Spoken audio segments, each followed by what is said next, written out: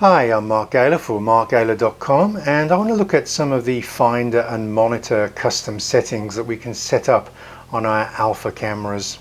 Okay, so the first one that I'm going to look at is the display button here. If I press the display button, you can see I can bring up different levels of information. There is the spirit level, and if I cycle one more time, I can bring up all of the information. This is typically useful if we're just using the EVF or Finder. Okay, so and then I'll cycle back to the view that I prefer to use when I'm shooting out on location. Okay, so how do we change those settings? We can actually delete some of those views if we don't use them, or we can even add a few more. So let's just go into the menus there. I'm in the custom settings tab, which is the second tab along there, and you can see that we have a number of settings that we can control the view. Just before we look at changing what appears on the monitor, I'll just look at this auto review. Now I think that it may be on by default, but you can actually switch that off, which I prefer. A sports shooter, wildlife shooter, even somebody shooting portraits don't want to be looking at the last image every time they shoot an image. We want to be able to just pick when we want to review an image, and we can do that simply by pressing this review button on the camera body itself. So off is my preferred setting. If we then cycle down one to display button and then press the center button on the back of the camera, you'll see this is divided between monitor and Finder. And if we need to add more different views to the monitor or delete some, this is where we can do that. For instance, I can go to graphic display. This gives me the aperture and shutter speed settings. Some photographers would prefer to work with this than maybe the histogram or cycle between those two views. We can simply just check that, and then coming down to the enter, we just press the center button one more time, and you can see now we have the shutter speed and aperture settings displayed in a view, and I can still cycle that through to the view that I prefer shooting with. Okay, let's go back into the menus and just see what else we can do. We can set up peaking.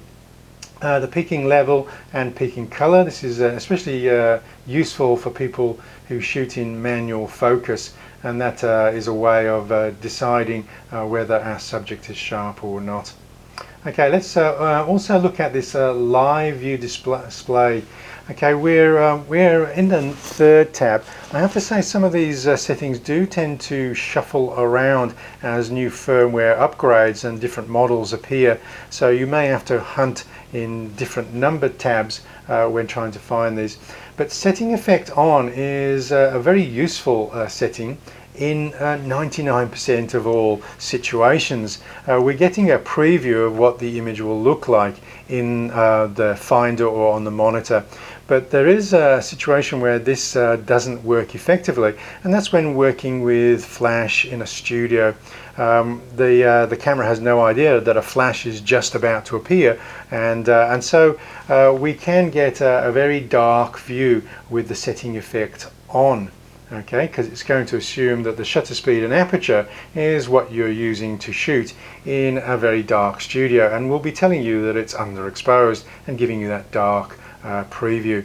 So in order to get that to put it to off, just simply press that and set it to setting effect off. Okay, it's probably a useful one to remember where this lives, because we can't assign this to a custom button. So you are going to have to come deep into the menus to find this if you're a studio shooter who takes the camera on location a lot of the time. Okay, let's just move along the numbered tabs. We're coming to the seventh one, and what I'm going to come down to is the custom key settings here. Now you'll see that on the custom button 4, I've set this up for Finder Monitor Select. Now the reason I've done this, and quite a few people comment that the EVF has a little eye detect sensor here, and what often happens with that eye detect even if the camera is at waist level and it's a little bit too close to the body, it'll switch over to the EVF or finder, and we're trying to actually use the monitor. Now, a way around that is simply to assign the custom button. I prefer custom button 4 for this one, and we can simply force that over to the monitor if that is occurring, i.e. the proximity of the body is thinking you've raised your eye to the camera and switches over to the EVF.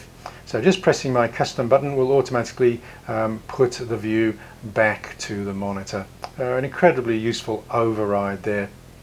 Okay, let's come back into the menus now, and what I'm going to come up to now is I'll just cycle up to the top there and move over to the last menus. It's that little suitcase or toolbox there. We're just coming down to monitor brightness.